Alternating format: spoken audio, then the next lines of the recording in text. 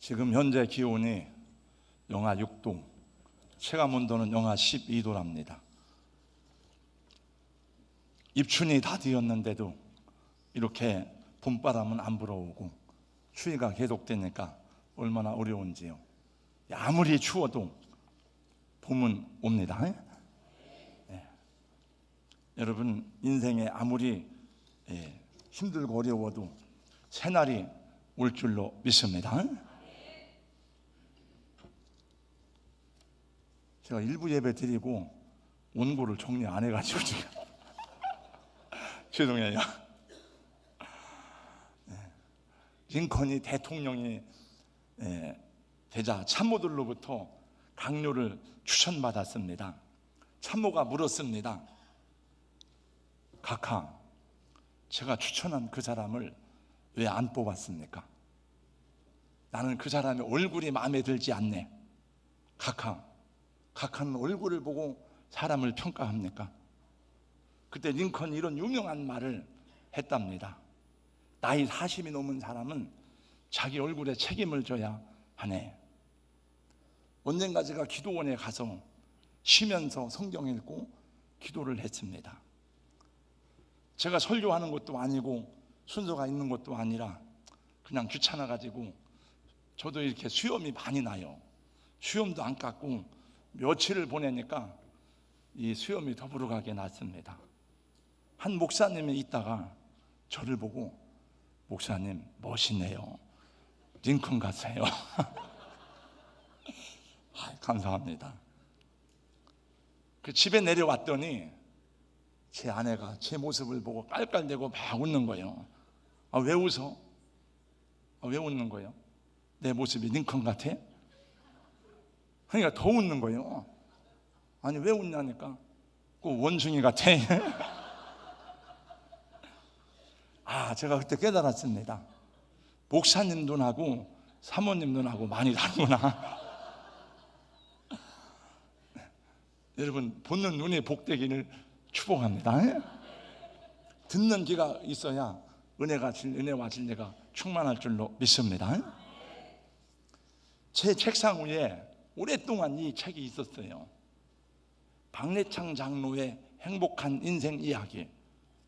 누가 사다 줬는지 아무튼 갖다 줬는지 어떻게 잘 모르겠어요. 제가 산 건 아닙니다. 저는 목사이지 장로가 아니기 때문에 책을 안 읽어봤어요.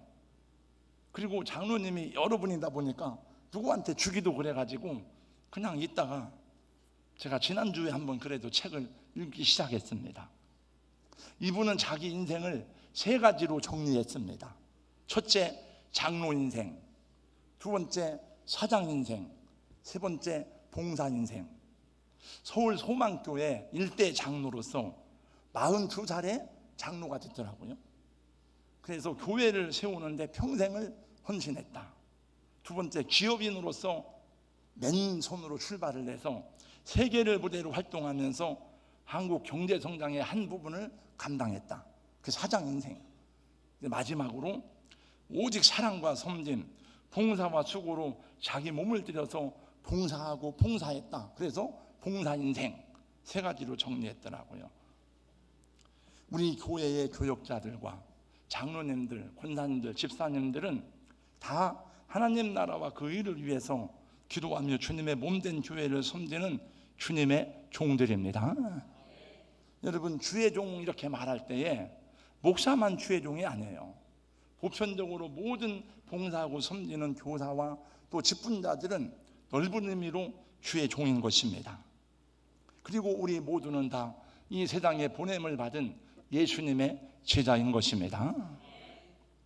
저는 지난 시간부터 예수님의 시다들을 파송하시면서 분부한 말씀들을 보고 있는데, 지난 시간에 전한 말씀, 이방인의 길로도 가지 말고 사마리아인의 길로도 가지 말고 이스라엘의 잃어버린 양에게로 가라고 주님이 말씀한 것을 들었습니다. 하면서 전파하여 말하되 천국이 가까이 왔다 하라, 이렇게 말하고 전했습니다.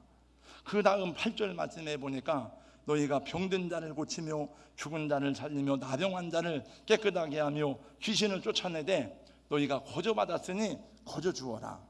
그리고 중요한 말씀 중에 9절 10절 말씀해 보니까 너희 전대에 금이나 은이나 동이나 이런 가지지 말고 여행을 위해서 배낭이나 두벌옷이나 신이나 지팡이를 가지지 말라.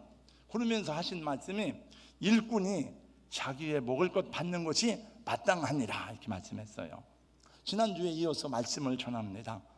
돈 주머니에 돈을 넣지 말고 필요한 경비를 준비하지 말고 두벌옷이나 신발을 여별로 준비하지 말고 그 보내면 어디 가서 밥을 먹으란 말이에요. 어디 가서 잠을 자란 말입니까? 복음 전할 때 들어가는 비용과 돈을 어디서 얻으란 말입니까? 근데 11절 말씀해 보니까 그 답이 나와 있어요.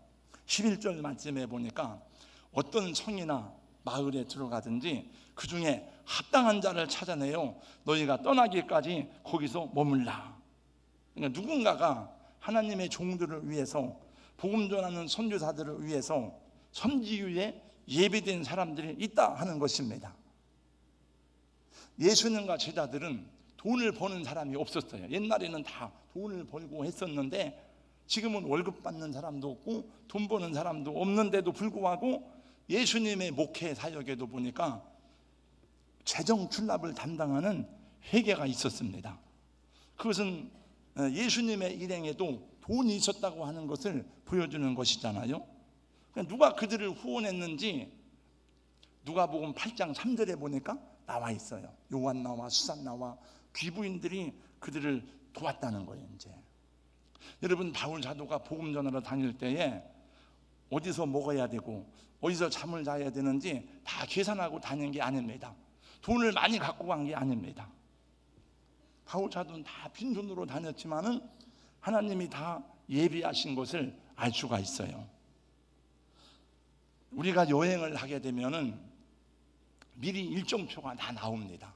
이번에 우리 동남아 여행을 하는데 어느 호텔에서 잠을 자고 어디에서 밥을 먹고 요새는 아주 메뉴까지도 다 나와요. 메뉴까지도. 그럼 어디로 가야 되는 일정표가 다 나와 있는데, 그러나 예수님의 제자들은, 초대교회 전도자들은 그런 것이 없었습니다. 주님이 보냈는 대로 가는 거예요.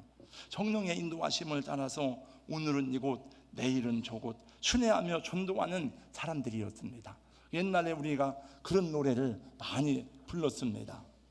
저 멀리 뵈는 나의 시온성, 다 같이요. 오 거룩한 곳 아버지지, 내 사모하는 집에 가고자 한밤을 새웠네. 저 망망한 바다 위에 이 몸이 상할지라도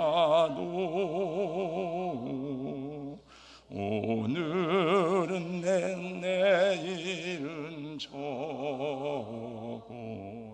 주 복음 전하리. 오늘 예수님의 말씀은 복음 전도자들이 어느 성이나 도시나 마을에 들어가면 너희들을 위해서 합당하게 예배된 자들이 있다 하는 것입니다. 그러므로 그 마을을 떠나기까지 그 집에 들어가서 먹고 마시고 쉬고 자고 하라는 것입니다. 그 사람이, 예비한 그 사람이 누굽니까? 그 사람이 여기 장로님이 될 수도 있고 집사님이 될 수도 있고 우리 형제자매가 될 수도 있는 것입니다. 제가 제 아내와 함께 탄자니아 갔을 때에 최병태 선교사가 여러 사람을 만나도록 하면서 같이 식사를 했습니다. 그 중에 한 가정은 최 선교사가 맨 처음에 탄자니아에 갔을 때에 어느 집에서 잠을 자야 될지 무슨 사역을 해야 될지 정해진 게 없었습니다. 근데 교인도 아닌 어떤 가정이 최 선교사를 다 자기 가정으로 오게 해서 주택을 마련하기까지 여러 달 동안 먹여주고 재워주고 입혀주면서, 입혀준 건 못 듣고 하여튼 먹여주고 재워주면서 했다는 그 얘기를 하더라고요. 그래서 제가 그분하고 식사를 하면서 근데 왜 교회를 안 나옵니까? 예수님은 믿는데 탄자니아 한인교회가 하나니까 자기하고 등진 사람이 있으니까 그 사람이 교회에 있으니까 안 나가는 거예요. 이분이 다른 교회는 없으니까 탄자니아에. 그래서 그 마음이 좀 아프더라고요. 제가 목회자인데 제가 살고 있는 집을 제 돈으로 산 게 아닙니다. 여러분들이 다 집을 사줘서 제가 거기 살고 있는 곳입니다. 근데 상당히 많은 경우에 목회자들 가운데는 교회에서 사택을 준비해 주기도 하지만은 제가 보니까 송춘교회도 그렇고 평강교회도 그렇더라고요. 어떤 권사님이 어떤 개인이 목사님 집을 사주는 경우가 적지 않은 걸 보았습니다. 교회도 안 나오는 우리 교회 어느 집사님 남편이 그러더래요. 야, 왜 당신 교회 부목사가 자꾸 바뀌냐? 혹시 사택을 안 줘서 그런 게 아니냐?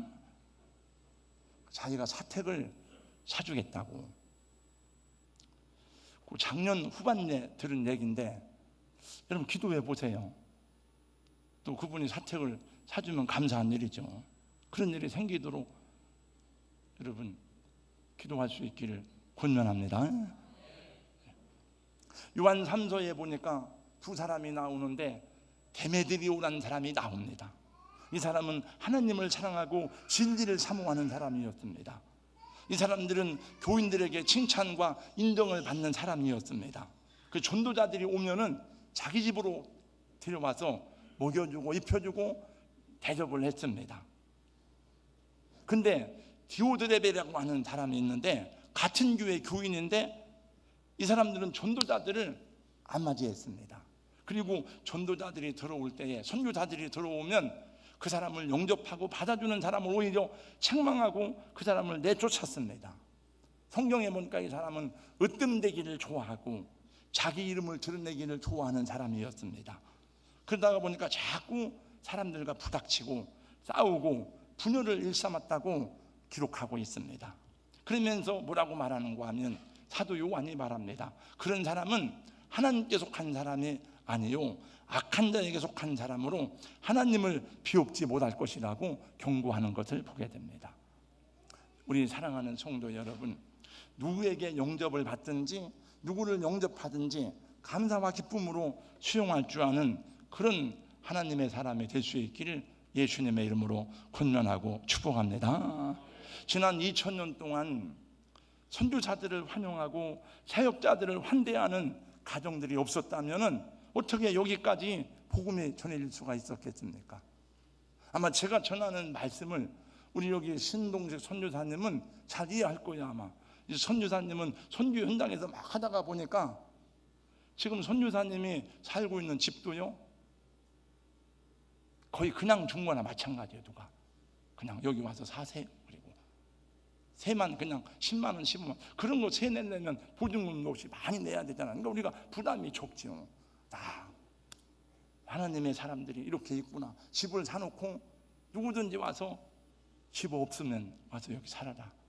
그런 사람들이 있어요. 하나님의 종들에 대해서 이름 없이 빚도 없이 수고하고 섬겼던 성도들로 인해서 복음이 전파되고 교회가 세워진 것을 하나님은 기억하십니다. 예수님 또 말씀하십니다. 12절입니다. 다 같이 12절 함께 읽습니다. 시작. 또 그 집에 들어가면서 평안하기를 빌라. 여러분은 여러분 친척집이나 이웃이나 친구 집에 가면은 무엇을 먼저 하십니까? 집 구경을 먼저 하십니까? 우리 기도인들은 어디 가든지 먼저 기도하는 습관을 가지고 있잖아요. 예수 믿는 사람은 다 먼저 기도하는데 예수님이 가르쳐 준 겁니다. 너희가 어느 집에 들어가든지 먼저 그 집이 평안하기를 구하라. 그 집에 하나님의 은혜와 하나님의 구원이 임하기를 기도하라 하는 것입니다. 여러분, 이 세상은 얼마나 많은 질고와 환난과 근심과 슬픔이 많은 세상입니까? 돈이 많아도 우반질고가 끊이지 않는 가정들이 있고 세상에서는 출세하고 성공적으로 살아가는 것 같지만은 집안에 들어가면 사내 못 사내 싸우고 갈등하고 헤어지는 사람들이 많습니다. 그래서 화평과 기쁨을 잃어버린 가정들이 얼마나 많은지 모릅니다. 하나님의 은혜가 없고 구원의 축복이 없는 가정들이 많이 있습니다. 그러므로 우리가 어느 집에 가든지 먼저 그 가정에 평안이 임하기를 기도하고 그 가정에 하나님의 은혜와 구원이 임하기를 기도할 때에 그 우리의 빈평안이 합당하면 그 가정에 아름다운 은혜로 하나님이 응답하시고 인도하시겠다고 약속하셨습니다. 예수님도 부활하신 이후에 제자들을 만났을 때 제일 먼저 하신 말씀이 뭔가 하면은 그들 가운데 서서 이르시되 너희에게 평강이 있을지어다 했어요. 사도 바울의 모든 편지의 서두에는 항상 빠지지 않고 나오는 것이 뭔가 하면은 하나님 우리 아버지와 주 예수 그리스도로부터 은혜와 평강이 너희에게 있을지어다. 사랑하는 성도 여러분, 주님의 평강이 여러분 가정에, 여러분 심령에 가득하기를 예수님 이름으로 축원합니다. 평안, 평강, 평화, 이걸 히브리어로 샬롬이라 그래요. 샬롬. 제가 여러분에게 문자를 띄울 때마다 맨 문자의 앞에 샬롬이라고 하는 문자를 먼저 씁니다. 그것은 주님의 평화가 여러분에게 임하기를 기도하는 마음으로 보내는 것인데, 여러분 그 샬롬의 은혜와 샬롬의 축복이 여러분 정말 삶 속에 함께하기를 주님의 이름으로 축원합니다. 제가 이 말씀을 준비하는데 계속 끊임없이 제 마음에 아픔과 슬픔을 주는 한 사건이 생각났습니다. 저희 가정은 우리 어렸을 때 가난하게 살았어요. 우리 아버지가 다 이렇게 해먹어가지고. 근데 저희 당숙은 그 당진 합덕이 얼마나 들이 넓은지 모릅니다. 제가 대한민국을 다니면서 제일로 넓은 들은 김대평안을 보고 넓더라고요. 그 다음에 넓은 들이요, 아마 거기하고 거의 맞먹을 거예요. 예당평야, 합덕평야가 굉장히 넓은데 거기에 수만 평이 저희 당숙 땅이었습니다. 그러니까 우리 제사 지낼 때마다 당숙이 우리 육촌 형님들을 보내면서 쌀을 갖다 줬어요.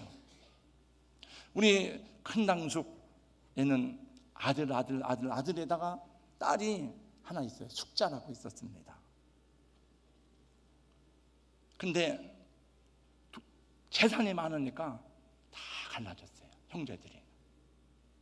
그 마지막 막내 딸 숙자가 저보다 한참 어려요. 이제 그래서 다 잃어버렸는데 지난 1월 달에 저희 누님들 만나서 얘기하다가 숙제 얘기가 또 나온 거예요. 그래서 숙자 어떻게 좋을까? 근데 이 설교 준비하는데 숙자 얘기가 또 계속 생각이 나는 거예요. 내가 숙자한테 가서 복음을 전했어야 되는데, 이 어떻게 됐는가 하면은 이 딸을 낳는데 딸이 아파트 베란다에서 떨어져 죽었어요. 이 애기들이 뭘 놓고서 막 밖에 내다보니까 엄마가 없으니까 하다가 떨어진 거예요, 이게. 그리고 무슨 사업을 하다가 어려움을 당했답니다. 그냥 막 쫓겨다니다가 미국으로 갔어요. 저는 그때 그 당시는 그걸 모르겠어요. 이제 미국에서 죽었어요. 이제 자살을 했는지 죽은 잘 모르겠어요. 죽은 것만 알고 있어요. 그래서 저희 누님들이 말할 때 그 오빠가 그렇게 많은데, 제가 아침에 물어봤어요. 땅 2만 평에 한 평에, 당진의 땅값이 굉장히 비쌉니다, 여러분. 2만 평이면 아마 2만 평도 넘을 거예요, 아마. 네, 얼마요? 한 20만 원씩 쳐도 40억인데 50만 원이면 100억인데 돈 안 써요. 돈 많으면 뭐래요? 오빠 넷이 있는데 동생 하나를 못 살리고 죽은 거예요. 이제 나는 목사인 내가, 난 그걸 몰랐으니까, 나중에 들었으니까 가서 나는 돈은 못 주더라도 복음을 전하고 평안을 위해서 기도해 줬어야 되는 게 아닌가, 이 생각이 들더라고요. 여러분, 돈보다도 권세보다도 평화가 있어야 될 줄로 믿습니다. 여러분, 평화는 돈이 많다고 주어지는 것이 아닙니다. 부와 명예와 권세를 얻었다고 주어지는 것이 아닙니다.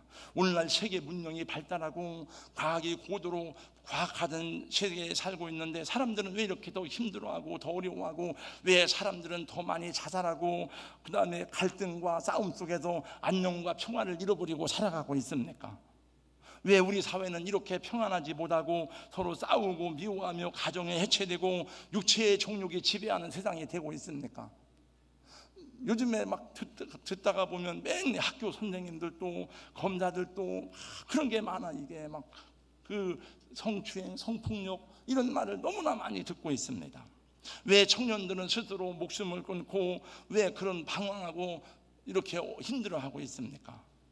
그 첫 번째 원인 가운데 하나는요, 그 성경적인 대답이에요. 그 욕심입니다. 탐욕, 탐심입니다. 인간의 욕심은 끝이 없음을 성경은 말씀해 주고 있어요. 욕심이 잉태한 적 죄를 낳고 죄가 장성한 적 사망을 낳느니라. 결국은 죽음으로 가는 거예요. 그게 다. 여러분, 물질에 대한 욕망, 육체의 정욕과 쾌락, 권세와 명예에 대한 목마름은 끝이 없습니다. 그래서 아무리 채워도 만족함을 모르는 것입니다. 여러분, 기업하는 사람들이 돈을 많이 벌면은 이제 내가 돈을 많이 벌었으니까 이제 그만 내가 돈을 벌고 장학사업을 하고 어려운 사람을 도와줘야 되겠다, 이런 사람이 있습니까? 그런 사람들은 여러분, 빌 게이츠나 록펠러나 카네기 같은 사람은 다 크리스찬들입니다. 그러니까 그런 사람들은 눈이 열려서 장학재단을 만들고 하지만은 보통 기업은 그렇게 하지 않아요. 여러분, 대기업들을 보면 계속 문어발처럼 확장을 해가지고 영세 자영업자들의 일자리까지 다 뺏어가는 게 대기업이 아닙니까? 왜 대기업에서 여러분 먹거리까지 왜 다 진출을 해요? 왜 여러분 골목에 소상공인들이 다 구멍가게 하고 힘들게 주포에서 먹고 사는데 왜 그런데 대기업에서 그런 데까지 다 진출을 합니까? 그냥 욕심은 끝이 없는 거예요. 이제 나라가 국경을 넓히고 국력이 강성해지면 이제 이웃 나라와 더불어 평화롭게 살아야 되겠다, 우리 화평하게 살아야 되겠다, 그럽니까? 그렇지 않습니다. 전쟁하고 또 정복하고, 그래서 끝이 없습니다. 그래서 고대의 제국들의 이 왕들을 보면 전쟁터에서 죽는 사람이 많아요. 알렉산더도 33살에 전쟁터에서 죽었습니다. 그래서 골로새 3장 5절 말씀해 보니까 탐욕은 우상 숭배라고 그랬어요. 오늘날도 여러분 미국을 보고 중국을 보세요. 다 그래요. 제가 보니까 교회도 그런 교회가 있더라고요. 큰 교회는 계속 더 커지려고 제1교회, 제2교회 계속 독립을 안 시켜줘요. 그거는 하나님이 기뻐하지 않아요. 전도서에 보니까 강물이 아무리 흘러도 바다를 채우지 못함 같이 사람은 아무리 채워도 만족함이 없다고 말합니다. 모든 만물이 피곤하다는 것을 사람이 말로 다 말할 수 없나니 눈은 보아도 족함이 없고 귀는 들어도 가득 차지 아니하도다. 전도서 1장 8절이에요. 스올과 아바도는 만족함이 없고 사람의 눈도 만족함이 없느니라. 잠언서 27장 20절. 그런데 스올과 아바도는 끝이 없는 무정행을 말해요. 무정행은 여러분 바닥이 없습니다. 아무리 채워도 채워지질 않는 거예요. 그래서 이것은 끝이 없는 인간의 탐욕을 비유한 겁니다. 지옥과 같은 것을. 그래서 솔로몬은 헛되고 헛되며 헛되고 헛되도다, 하나님이 없는 인생의 허무함을 노래했습니다. 솔로몬이 헛되다 그러면 헛된 것입니다. 왜냐하면 솔로몬은 모든 것을 다 경험한 사람이기 때문에 그래요. 그리고 그는 다 이 하나님이 없는 인생의 헛됨을 노래하면서 마지막으로 이렇게 말합니다. 일의 결국을 다 들었으니 하나님의 경외하고 그의 명령들을 지킬지어다. 이것이 사람의 본분이니라. 여러분, 사람은 사람으로 태어났으면 자기 엄마 아버지를 공경하고 부모님을 공경해야죠. 그렇잖아요. 내가 아무리 하버드를 나오고 공부를 많이 해서 박사 학위를 여러 개 가지고 있다 할지라도 내 부모님을 모르면 그게 인간입니까?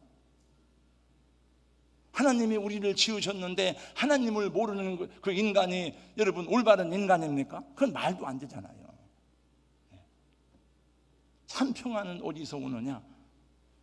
여러분, 아기들이 언제 평안합니까? 아기들은 엄마 품에 있을 때에 평안한 거예요. 그 시편의 말씀에 보니까 내 영혼이 어머니 품에 안긴 아이같이 하나님 안에서 고요하고 평온하도다. 여러분, 참 평안은 하나님께로부터 오는 줄로 믿으시기 바랍니다. 요한복음 14장 27절 주님이 말씀했습니다. 평안을 너희에게 끼치노니 나의 평안을 너희에게 주노라. 내가 너희에게 주는 것은 세상에 주는 것과 같지 아니하도다. 평화로다. 다 같이요. 하늘 위에서 내려오네. 그 사랑의 물결이 영원토록 내 영혼을 덮으소서. 여러분, 심령에 주의 평화가 임하기를 예수님 이름으로 축원합니다. 주님은 말씀하시기를 그 평안을 가진 너희가 어느 집에 가든지 평안을 기도하라는 거예요. 그러므로 여러분, 우리가 축복의 통로가 되기 위해서 먼저 우리 심령에 하나님의 평화로 가득해야 될 줄로 믿습니다. 그래서 환경이 아니라 사람이에요. 사람. 환경이 복잡하고 힘들어도 평안한 사람은 고요합니다. 예수님은 그 풍랑이 일어서 배가 깨지는 중에도 그냥 주무시는 거예요. 그냥 제자들이 죽게 되었다고 막 예수님을 깨우잖아요. 주여, 우리가 죽게 된 것을 왜 안 돌아보시나니까. 우리는 조금만 무슨 일 있으면 막 발을 동동 구르며 큰일 났다고 그러는데, 예수님이 언제 큰일 났다고 하신 적이 있어요? 주님이 말씀합니다. 믿음이 적은 자들아 책망해요. 다 믿음의 문제입니다, 여러분.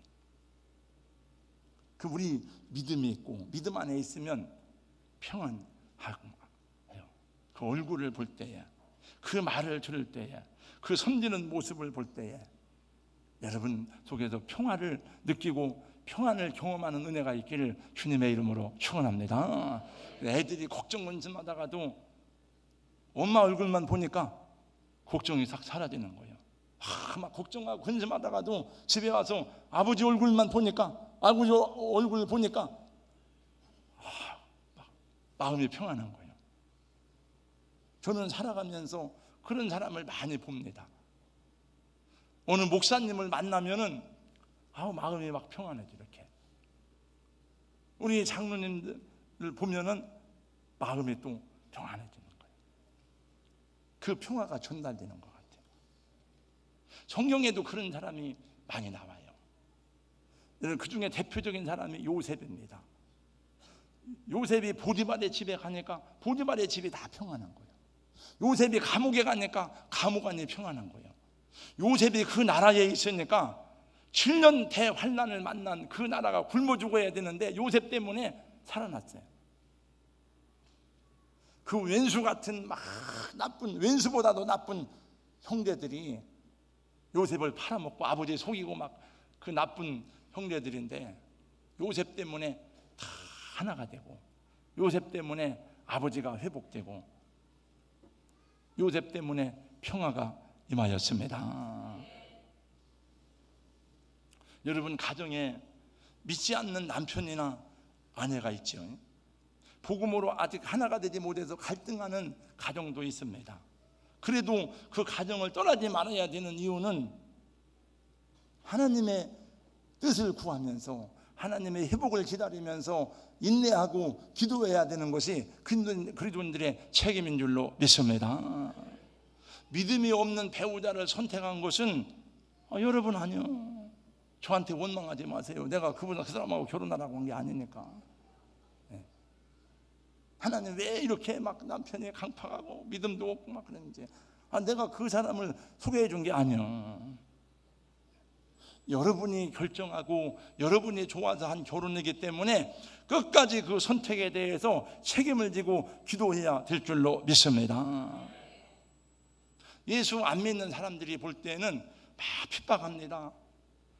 어쩌다 성경 한번 읽으면은 허구한 날 성경만 본다고 야단칩니다. 교회 조금 열심히 하면 교회 미쳤다고 핍박합니다.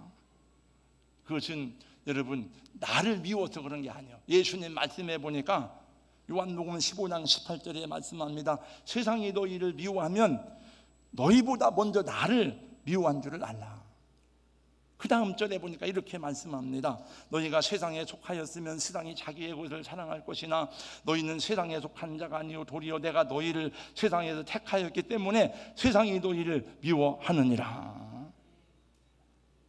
그렇기 때문에 예수님을 모르기 때문에 그 가정을 지켜야 되고 그 가정에 진정한 평안과 구원이 임하기까지 기도하며 기다리며 인내하면 하나님이 좋은 결과를 허락하실 줄로 믿습니다.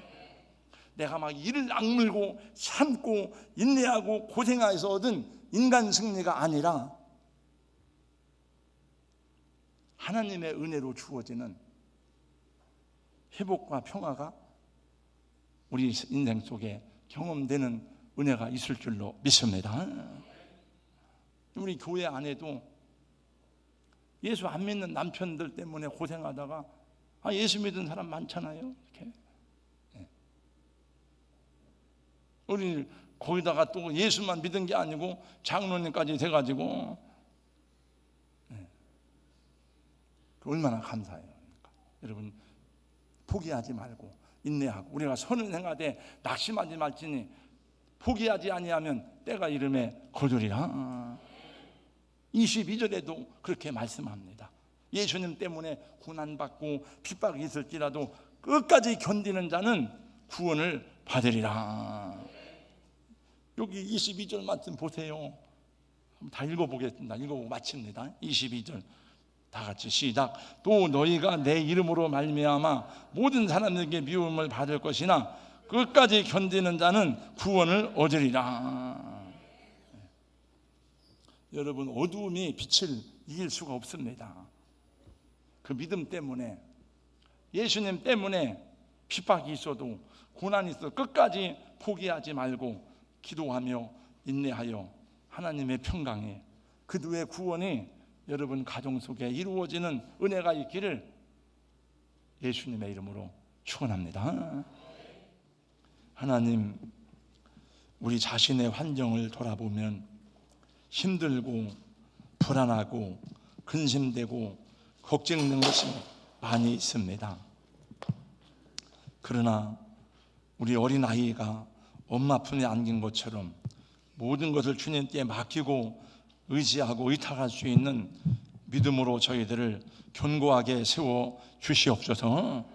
주님, 우리 하늘로부터 주어지는 한량없는 평화가, 하나님의 평강이, 하나님의 은혜가 우리 가정과 우리 심령과 우리 자녀들을 위해 놀랍게 임하도록 은혜 베풀어 주시옵소서. 예수님 이름으로 기도하옵나이다. 아멘.